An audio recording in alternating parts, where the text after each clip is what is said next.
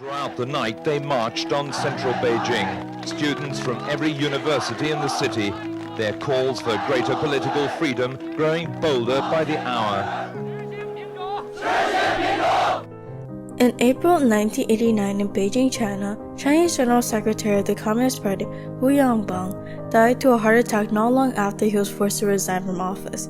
This was a major loss to the people of China as he was an anti-corrupt leader who wanted more freedom of speech and better rights for the citizens of China. As a result, the citizens of China protested in honor of him and justice for themselves. This was the start of a revolt for political reform, a reaction from the government and the protesters, and reforms that would shape China's education system and how the government would treat their citizens years later. This was the start to a silent revolution in the Tiananmen Square and resulted in not only a change in China's history, but the deaths of thousands of innocent lives. On April 17th, just 2 days after Hu Yangbang's death, hundreds of students marched to the Tiananmen Square, demanding greater freedom of speech, economic freedoms, and curbs on corruption. On April 18th to the 22nd, the protests expanded to not just students, but also workers joining in with complaints about inflation, salaries, and housing. On April 22nd, more than 100,000 students from Peking University marched to the Great Hall of People where Hu Yangbang's memorial was held. They held out petitions with multiple demands that stated, allow independent newspapers, end press censorship, increase education budgets, and raise intellectual salaries, receiving the Beijing People's Congress Unconstitutional 10 articles restricting demonstrations, and to personally meet Li Peng, Premier of China and Chairman of the Standing Committee of National People's Congress, to discuss their complaints about how the government has been treating their citizens, to which Li Peng stayed silent. 2 days later, on April 25th, the party members gathered to convince the party elder and the paramount leader of China, Deng Xiaoping, that this student revolt was going to threaten the government and eventually take over. According to the editorial, Deng Xiaoping said, the bored masses of students sincerely hope the corruption will be eliminated and democracy will be promoted. These two are the demands of the party and the government. These demands can only be realized by strengthening the effort for improvement and recertification, vigorously pushing forward the reform and making perfect our socialist democracy and our legal system under the party leadership. This paper sets off more protesters in Beijing, and according to journalist Zhang Wang, there was 1/10 of Beijing's population protesting, expanding from not just the working class, but doctors, scientists, even the Chinese Navy was present. As the protests continued, the party members were divided. One side, led by Zhao Ziyang, wanted to respond to their complaints and discuss negotiations, while the other side, led by Li Peng, argued that they needed to stop the revolution and restore social stability before any reforms were made. On May 4th, tens of thousands of students marched into the Tiananmen Square to commemorate the 70th anniversary of the May 4th movement. They crowded around the square and marched in Beijing for hours. Tension rose through the party as they were expecting Soviet Russian Party Secretary Mikhail Gorbachev for a historical visit through the Tiananmen Square. This meeting was a key point in China and Russia's history, as this was the first time a Soviet unit has visited China ever since the Sino-Soviet split in 1959. Deng Xiaoping was very adamant on making sure the students leave so Mikhail Gorbachev would be able to see the Tiananmen Square. But with the students unwilling to leave, it made it very hard for the party to plan anything for Mikhail Gorbachev.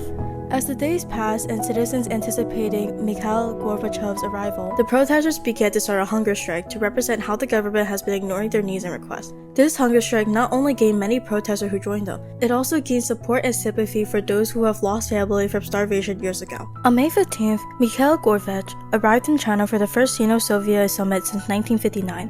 According to Deng Xiaoping, this was ending the past and opening up the future for China. However, the rising hunger strike causes the party to cancel their welcoming plans in the Tiananmen Square, as its escort is blocked by every street in Beijing. At this point, more than 3,000 people were participating in the hunger strike. Nurses and doctors swarm around the Tiananmen Square as the party leaders come together to make a decision to stop this hunger strike. Zhao Ziyang insists that they listen to the students and answer their pleas, while Li Peng argues that these students plan on overthrowing them. Deng Xiaoping eventually agrees with Li Peng and proposes to declare martial law on these students to stop this hunger strike. On May 18th, Li Peng held a televised meeting with the student leaders of the revolt, to which the students made it clear that they aren't stopping until they get what they have been asking for.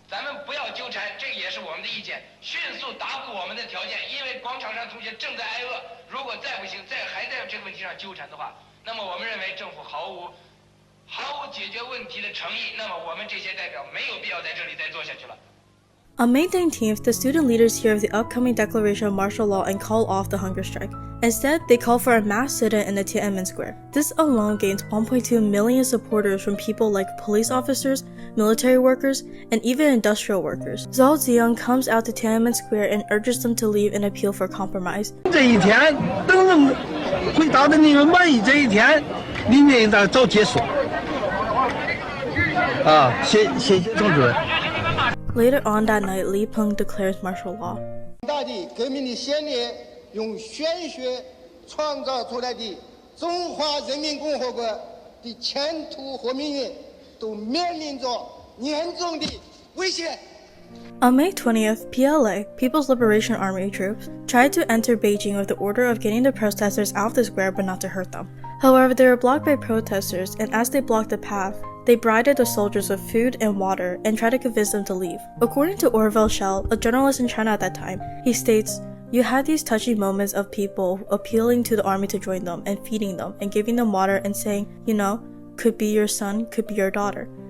老百姓上来说你们这个应该是人民指定的，不应该向老百姓随人开枪啊！你应该回去和我们劝说。 For 3 days straight, the soldiers were not able to push the protesters out, and their only option was to leave. The party leaders and elders saw this as a sign of humiliation as the Tiananmen Square continued to blow up with happiness and a great sense of triumph.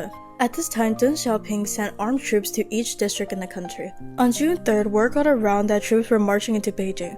People flooded the streets with barriers at each major intersection. At 10:30 p.m., troops that were part of the People's Army's Police (PAP) and security police stormed into the Tiananmen Square. As troops shoot with tanks and AFK rifles, injured citizens were being dragged away on bikes and other protesters were acting out against them, throwing rocks, lighting the tanks on fire, and fighting back physically.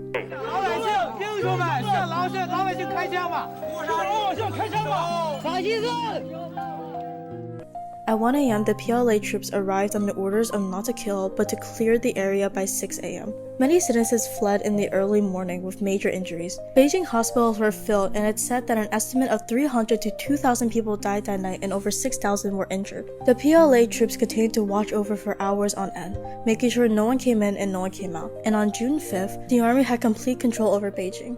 The government proceeded to hunt down the student leaders and anyone who would talk about it. Many students were arrested and executed for these crimes. Even now in modern time, the party has shown no mercy to any mention of the Tiananmen Square, including searches of it, posting as remembrance, or even teaching about it in schools. In an interview with a university student in China, she states how her school never taught her about the Tiananmen Square incident, and not even her parents were taught about it. 北京天安门事件其实中国并没有教得非常具体，是通过你的问题我才了解到天安门事件，所以我对天安门事件并不了解。如果在中国的网上搜的话，也并没有搜到很多相关的历史。那现在的高中生和初中生，我认为是并不了解这场屠杀的，因为在我的学习生涯中是并没有学到这一个事件的。那老一辈人的话，像我的父母或者是我的祖父母，应该也不是了解的特别多，可能是那种比较喜欢历史，想要了解不一样的历史的话，可能会知道一点。然后这是对于我来讲，不是在课本上传授的知识，可能会被称为野史。现在我们国家的政治方向是要坚持党的正确领导，也就是说在我们的学习过程中，党的领导都是正确的，所以抗议者的痕迹非常少。如今的政府加强了对不同抗议活动的信息的一个管控，就是他国家并没有让我们了解历史发生的一些负面的。This started a major change in China's history as it gave Chinese citizens major restrictions of what they could know and what they were hiding. The government makes sure to regulate what can and cannot be said in China and impact how they are viewed by the public. Many people now don't know how horrific this event truly was or barely know how the party leaders treated their citizens with such brutality due to China's major censorship on this event. The Tiananmen Square protest was a revolt for more freedom and better wages. The government's reaction was not only harsh, but was the reason for many people's lives lost. And the reforms that were in place was not only silencing those who died, but also causing the new generations to forget. The Tiananmen Square event was the start of a long battle between party leaders and those who were silenced by death. We must not forget how they sacrificed their lives for China and how China has shaped their society to forget about their courageous moments.